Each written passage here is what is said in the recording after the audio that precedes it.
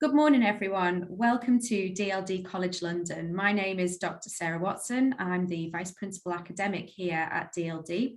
And joining me today are Myles Blair and Nick Taylor. Myles is Head of Wellbeing at DLD College London, so caring for students across the college in a boarding and day school capacity. And we have Nick Taylor, who is a housemaster in one of our 5 houses. So Nick is head of District House. And again, Nick oversees the academic and pastoral wellbeing of students within one of those large houses within our school. So I'm just going to hand over to Myles and Nick to start their talk. Thank you so much. Thank you, Sarah. I hope everyone can hear us. Yes? Hello, good morning. Yeah. Okay, so as Sarah said, my name is Myles Blair. I'm the Head of Wellbeing at DLD College and also house parent for Jubilee House. And I'm Nick Taylor. I'm a housemaster of District House and an English literature student, teacher even, English literature teacher. Teacher and student, maybe. Yeah, so we are here to talk to you about proactive and reactive wellbeing. So I think we're just going to start with this little quote that there's many different quotes that I saw when I was sort of thinking about how to best encapsulate what we do here. And so many could have slotted in this part and would have made sense. But the bits that I most liked from this quote by Martin Seligman, who is an American psychologist and educator, was the part about developing meaningful and good relationships and that sense of accomplishment. And I think that first part about good relationships is at the core, really, of what we do, because getting to know the student, for me, the number one priority at the beginning of the school year, or when as young people arrive, is that building of good relationships, that getting to know students, because from that point, everything else sort of comes from it. If you don't know the student, you're not going to know when they're not feeling their best. You're not going to know what they want, what their needs are, and how best that you can help them. So we'll touch on a little bit more of how we do that later on. But also they don't know you. Exactly. So why on earth would they share with you unless you take the time to listen to them and to get to know them a little bit? Exactly. Yes, and it's really about the first steps of building that relationship, aren't they? And building that sort of professional, trusting relationship, which, like I said, we'll touch on a bit later. And that sense of accomplishment. Obviously, students come into college, what they're here for are to get the grades and to study in order to go on to the next chapter in their life, whatever that might be, whether it's university, whether it's apprenticeships, whatever it is. And again, we'll be touching on a little bit how we help anchor that within a well-being setting, with things like Eat Praise, that we'll talk about a bit later. Okay, so we've separated the two lists into the proactive care and the reactive care. And during the course of this presentation, we're going to go through the different parts that you can see there. So for the proactive, the PSHE, the steer tracking, room visits, student council wellbeing team. And for the reactive, the pastoral meeting, pastoral teams, the housemasters and mistresses, house parents, college counsellor, coaching, and like I mentioned before, the ePraise rewards system. Okay, so what do we mean by proactive care?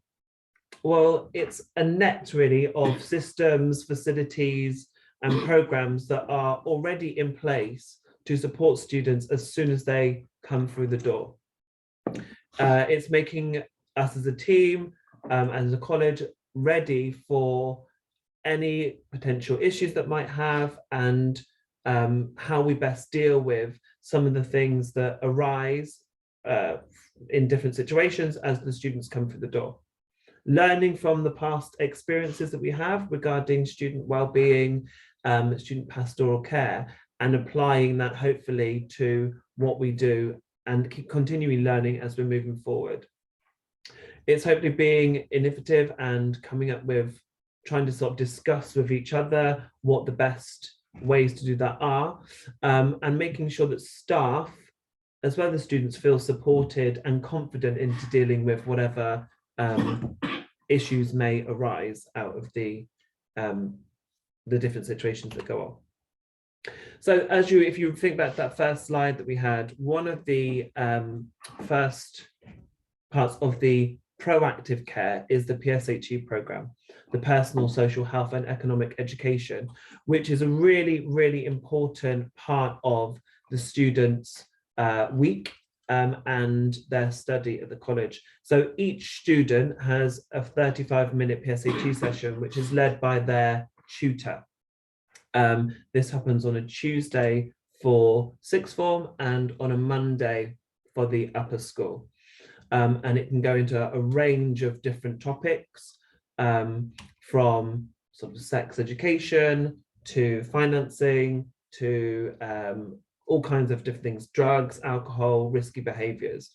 An important part to take out of, if you can see there, the statutory relationship and sex education is now a legal requirement in schools across the United Kingdom. So every student must go through that education.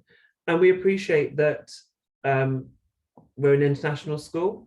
So we have students obviously from all different places around the world, which is amazing and makes up the school, really, doesn't it? But also it does come with obviously its challenges. People come from different places and have different opinions about certain topics. And I feel that the PSHE program and what it does is there to create a safe environment for students to be able to discuss things that might be going on in their lives, things that are going on with the college, things that are going on sort of in the wider world, and sort of learning from those skills, developing skills and developing their knowledge.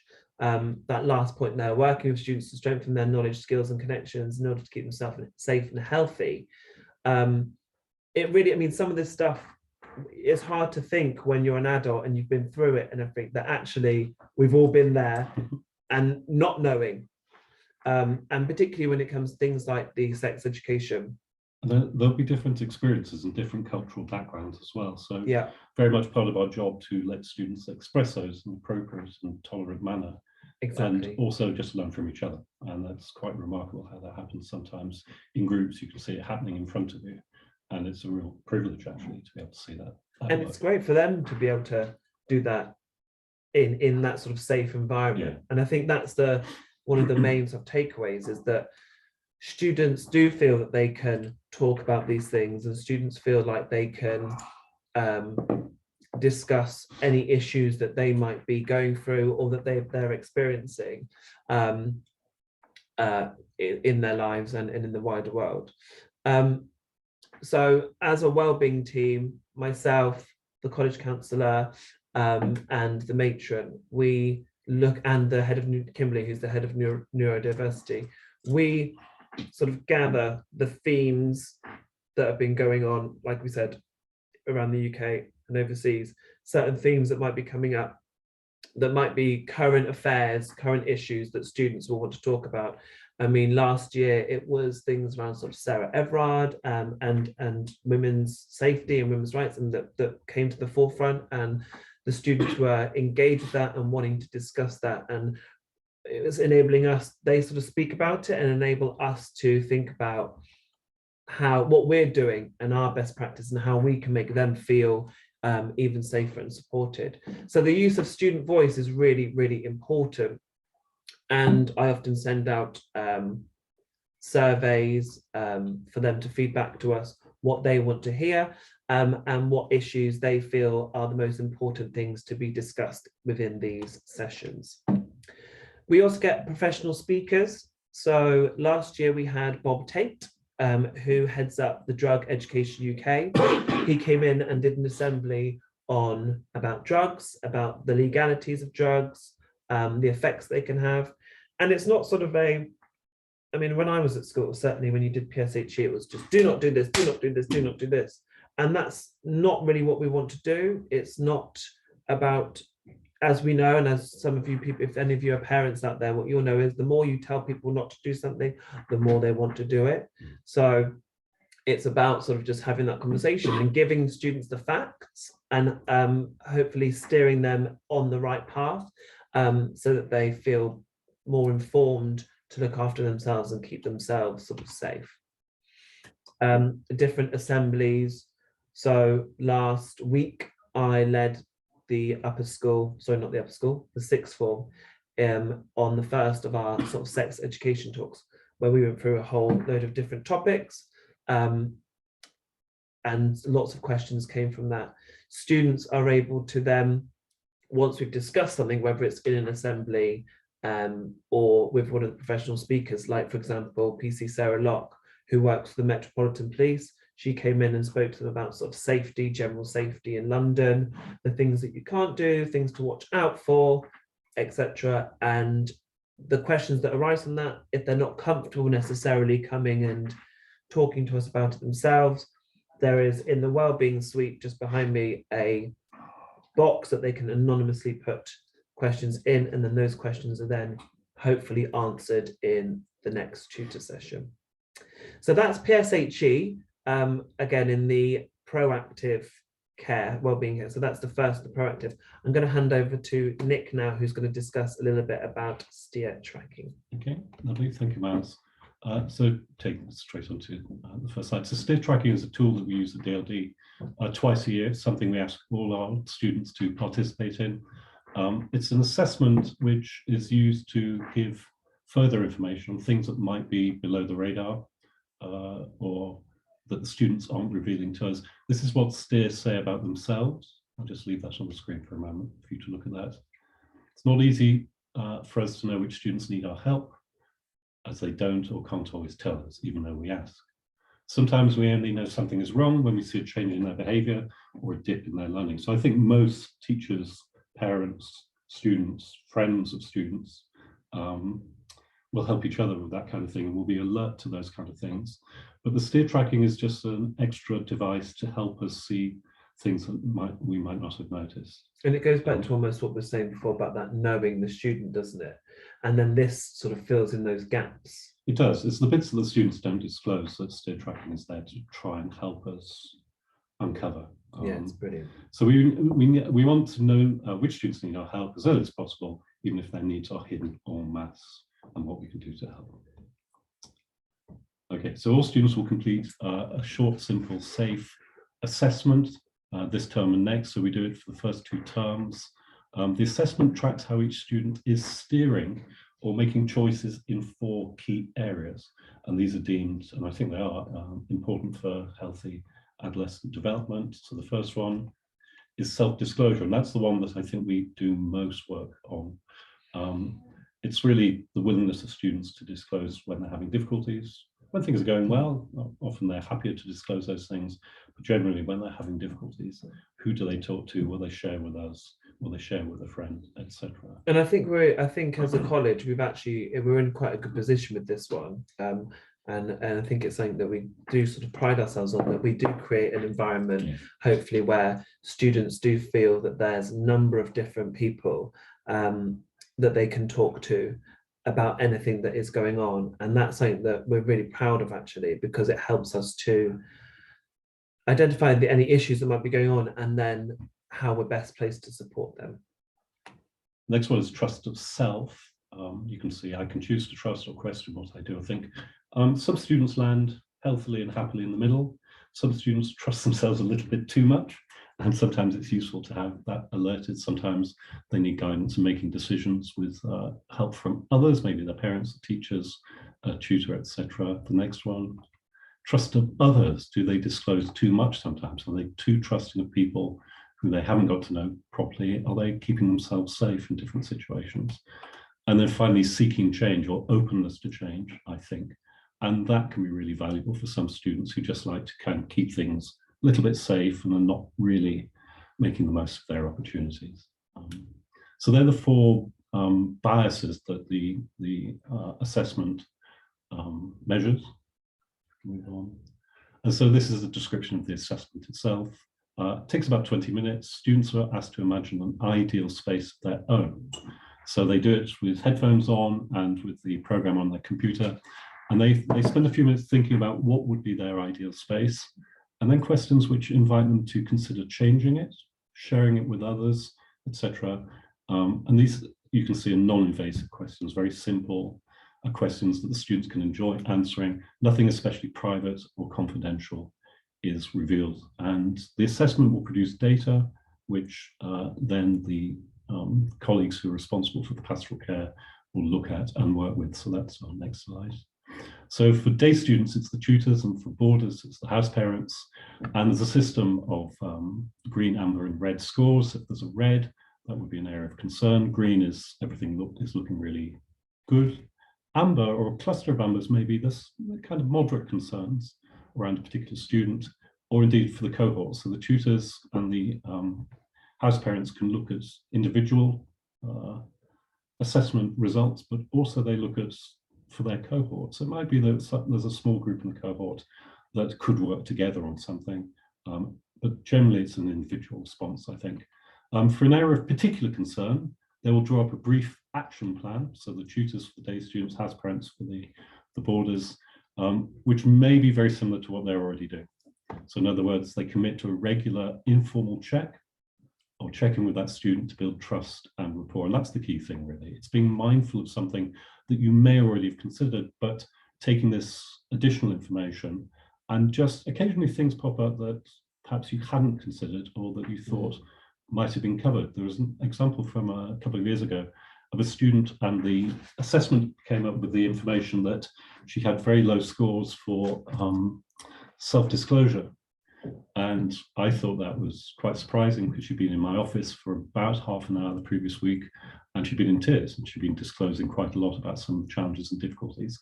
So I thought, well, the algorithm's not working. That's fine. That's, you know, it's just there as a tool to supplement our instincts. It turned out that a couple of weeks later, there was a whole bunch of stuff that she hadn't disclosed. So it's just being given that little signal, have a think about this. If you're the tutor or the house parent, have a think about this. You might not have considered that this is a possible area of concern for your student. And I think sometimes, like you said, and I know I said it before about knowing the students are important. Sometimes you think you know students, and sometimes they, you know, it's not even something that they're necessarily conscious of, but sometimes you think that you know the students, and then something else will pop up, or something that when you see this and you see the evidence come through, it really does explain it explains certain behaviors, doesn't it? And it can explain why certain students act in certain ways. I think most of the tutors and house parents look at it and go, oh yeah, that's what I thought. Exactly. That's exactly what I had in mind. Yeah. And it's just those occasional ones where you think, oh, that hadn't occurred to me, I'll keep an eye on it now. And so it's very useful in that way, very useful. And so here's a summary of this, really. It's a diagnostic tool to supplement the tutors or house parents' observations and instincts, to ask them to be mindful of areas of possible concern, to commit to simple, regular, informal, and discrete actions. That's very important, I think, to support their students in areas that may need a little help. We do it twice a year.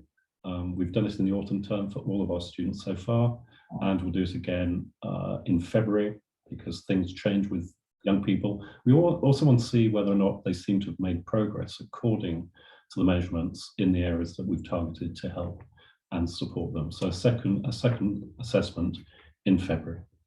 Okay.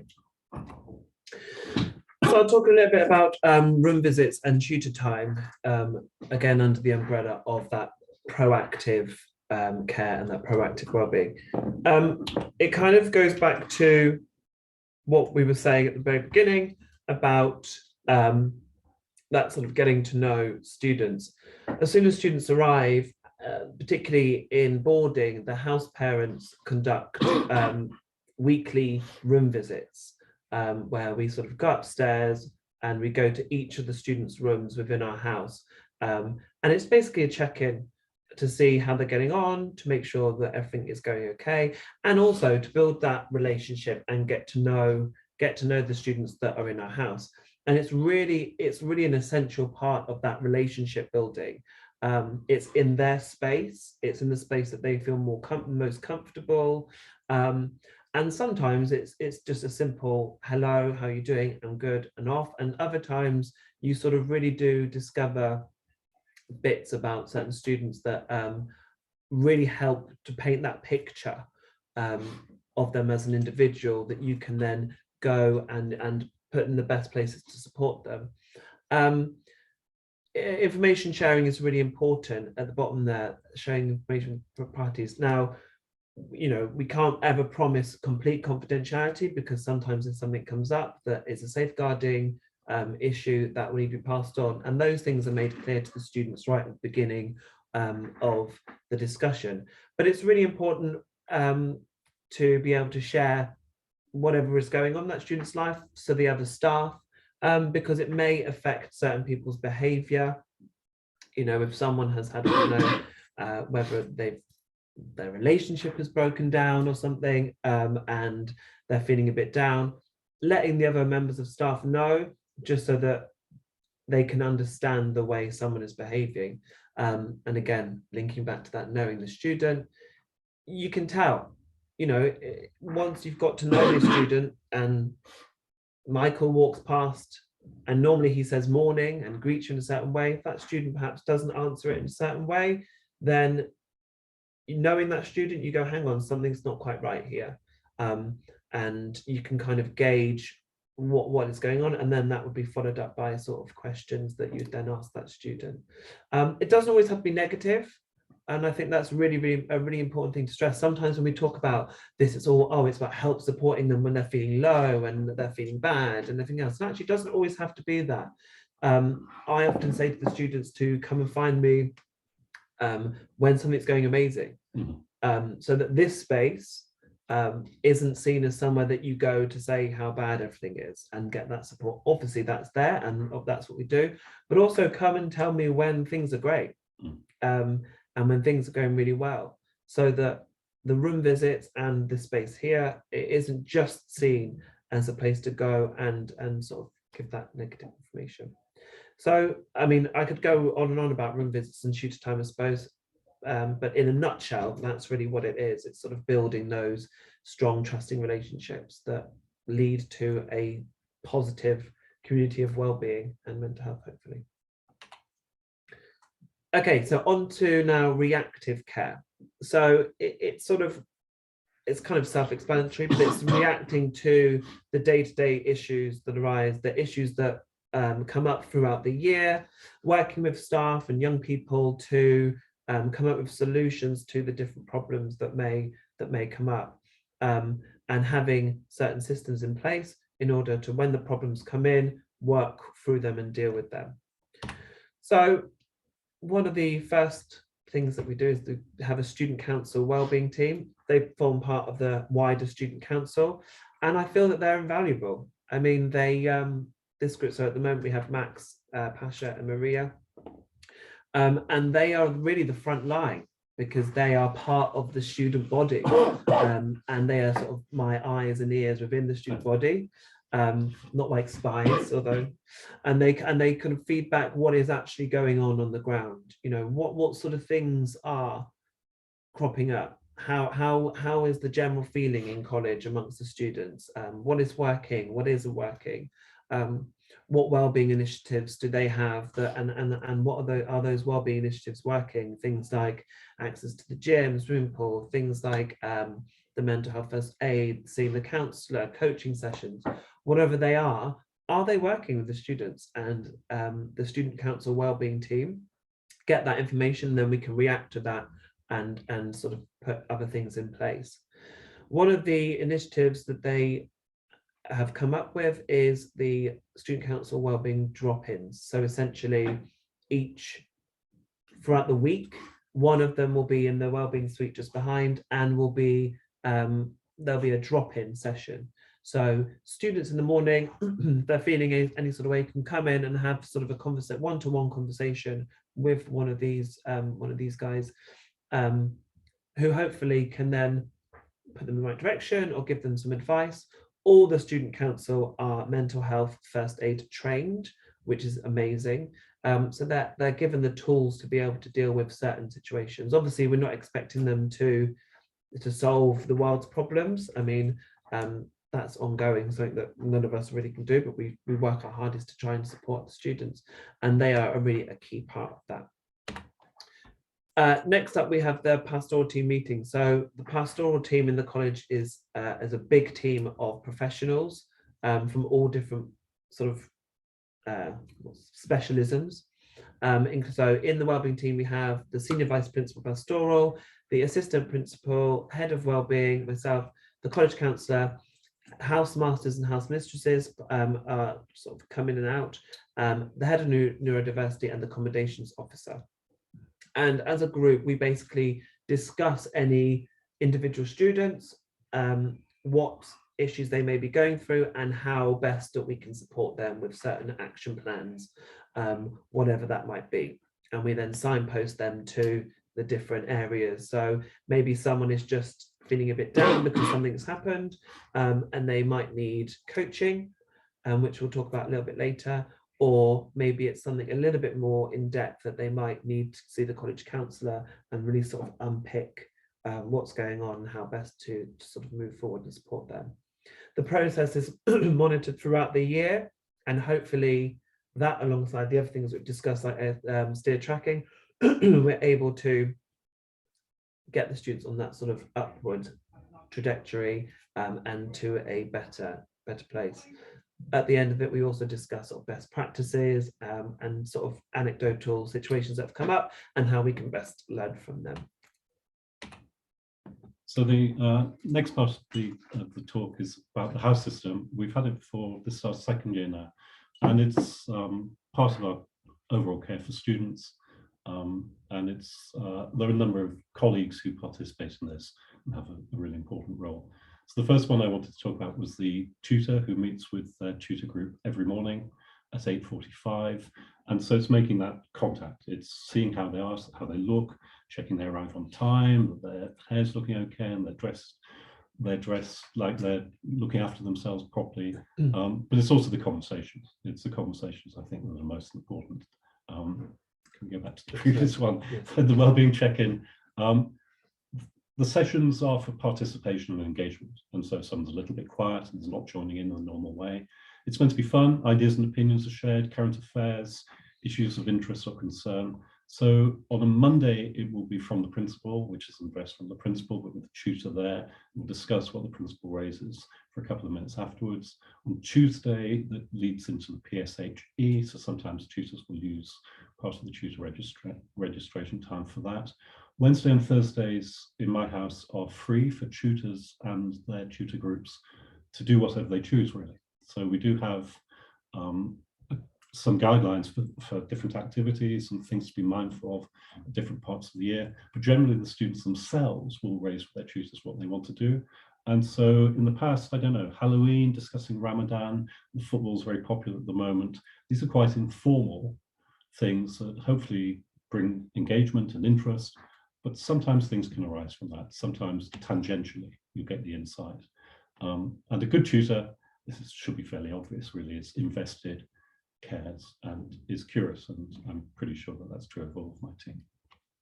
Okay, this, I think Myles has kind of covered this one, really. But again, it's a matter of, sorry. No, it's fine. It's a matter of common sense, really. It's about the follow-up questions being the valuable ones. So one of the things that I do when I'm walking around the college is say hello to students. If I know there's been something going on with someone, I'll invite them to let me know. So it might be something like, morning, fine, typical teenager reaction quite often, how's maths, no problems. And then you can come in with the next thing. Probably wouldn't prompt immediately, how are you sleeping this week? I'd probably I'd probably ask a more kind of coaching style question to see if they're willing to share that. And there's a list of many of the things that just in passing, we would check in on their mood, their diet, their predicted grades, university application, recent tests, friendship group, etc.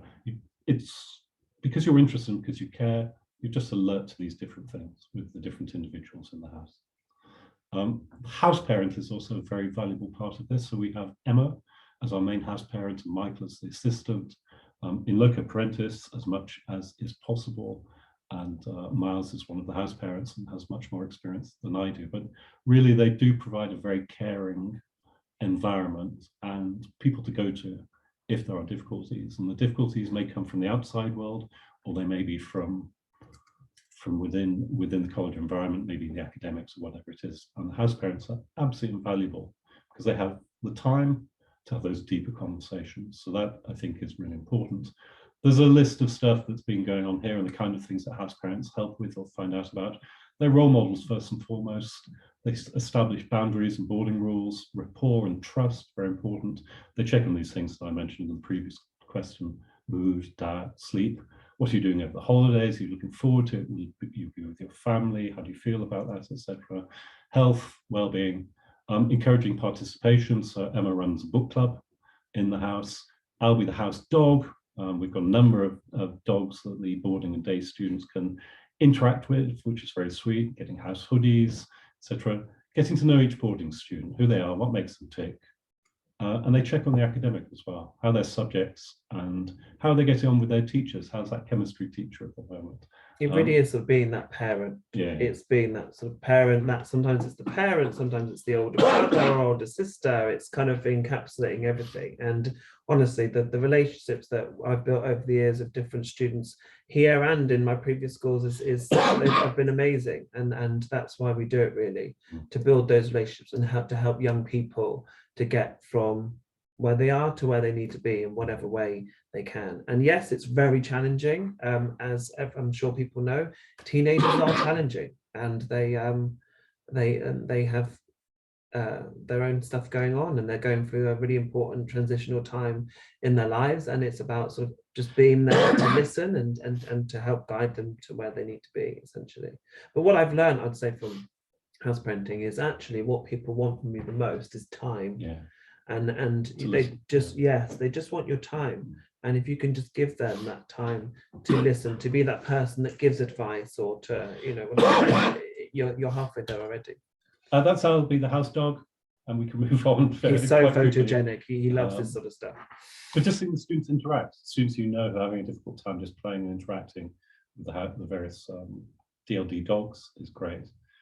This is briefly about my role. I'll go quite quickly. It's to have an overview of the role of the housemasters and mistresses, 2 housemasters and 3 housemistresses for our different houses.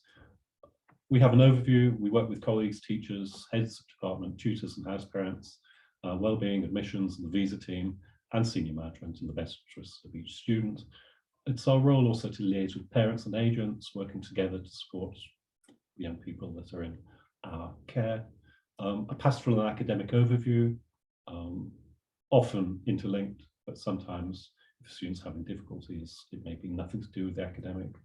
To have an interest which is similar to that of any teacher or tutor, an interest, care, curiosity, and obviously to want the best for each student in our house.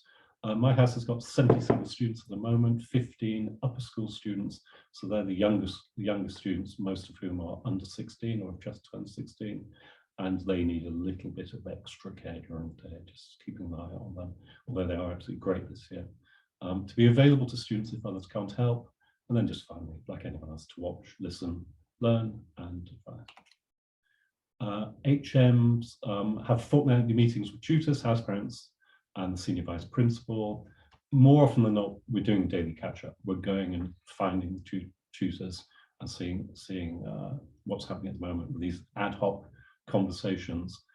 Many reactive, but sometimes we see something that may be coming up in the future, and we discuss in advance what our options might be to try and help and support that student before they reach that difficult point, that challenge. So is that both kind of that proactive and reactive?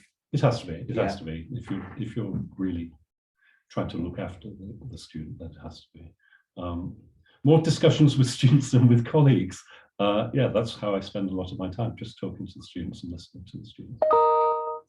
Assemblies, very quickly, is a list of some of the things we do. It's a weekly meeting. It connects us with, it connects each tutor group together within the house and that way within the college. And there's probably too much for me to read out. I'm aware of time a little bit, but different activities, notices, praising and encouraging results of house competitions, reminding and modeling the college and house values of kindness, tolerance, respect, and our house values of resilience, confidence, and initiative, although they may change this year, because I very much want the house, particularly the student voice, to choose what those values will be from the end of next term onwards. So that's going to be for the house to decide. And e-praise is a big part of that, I think. Yeah. Okay. Okay, Oh, I'll talk a little bit about coaching. Again, I'm just aware of the time, but and actually, I think potentially this coaching of what we do here could be its own webinar. So actually, that's something that we can think about moving forward, whether or not we can actually do a webinar on coaching itself. But just in a nutshell, it's essentially we work in very close partnership with Grading, which are a company of coaches providing training. And they describe coaching as a skill set and mindset that facilitates connected, empowered, and supportive conversations, relationships, and cultures. Coaching is a type of questioning to support students to get to where they need to be.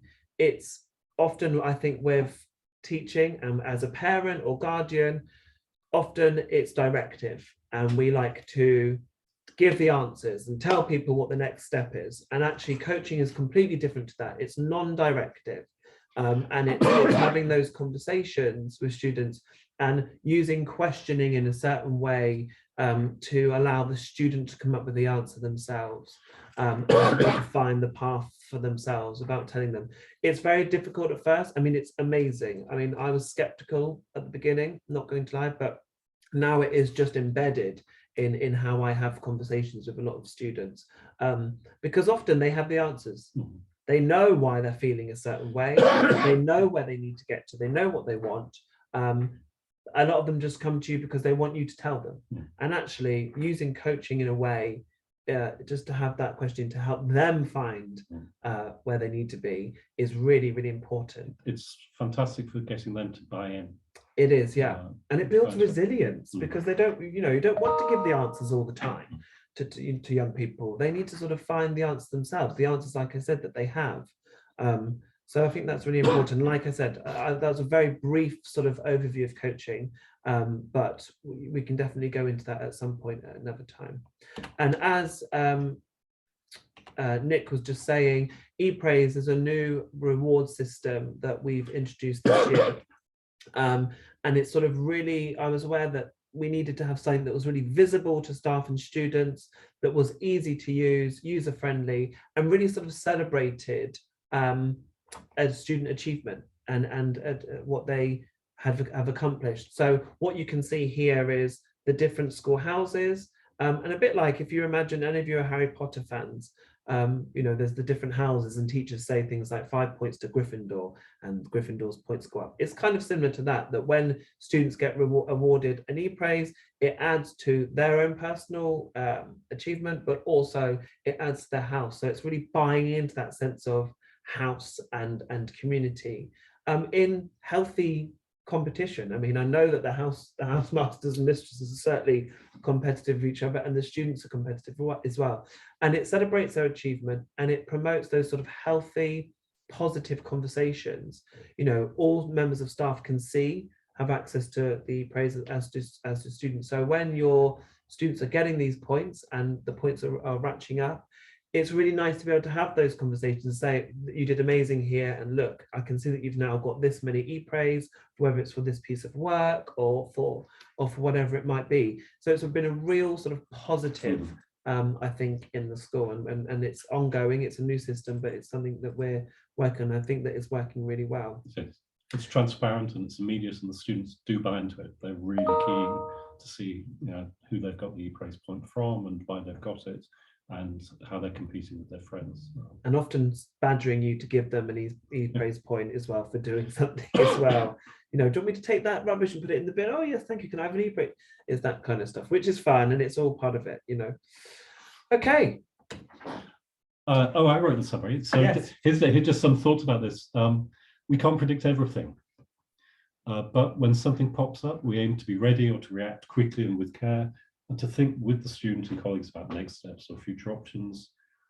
The young person may well find the best path for themselves with guidance. All colleagues have some training in coaching. We listen, encourage, ask questions, set boundaries, and highlight successes. We try to be flexible but consistent, which is always a difficulty, I think, getting that balance, but also demonstrably caring, curious, and involved, and available to students especially. Above all, students want our time. There's always a new need or a new individual student, so hopefully we're both proactive and responsive and ready to learn, evolve, and improve. sorry, it's a bit of a speech, but I think it captures some of my thoughts about pastoral care at DLD. So that's it. Thank you very much. Any questions, Sarah? Thank you so much, Myles and Nick. I thought that was a really comprehensive overview of wellbeing and care at DLD.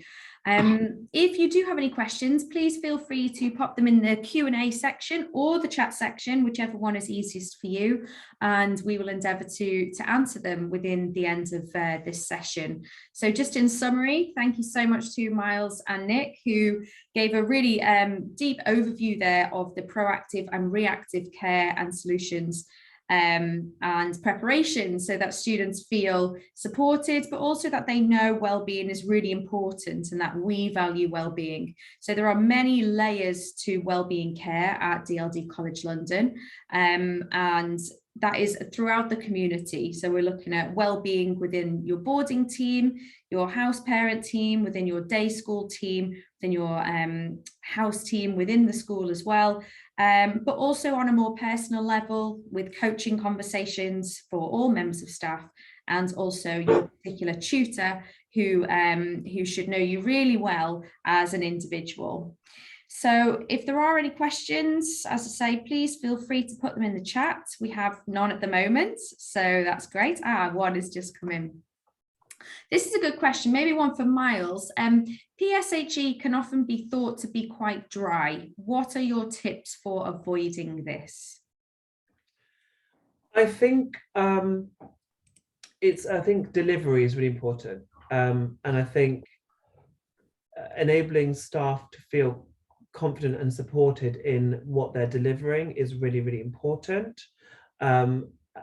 because some of the stuff that is covered is challenging, and you know, we don't have a team of I don't think any school really doesn't necessarily have a team of experts in every single field that is studied in PSHE. It's just impossible. So it's just allowing staff to feel supported, that the stuff that and confident in the stuff they're delivering, particularly when it comes to things like sex education, which can be awkward, you know, and actually it's just being confident and having those conversations, and then the delivery hopefully is important. I think one of the other main things I'd say is having student-led as far as it can be.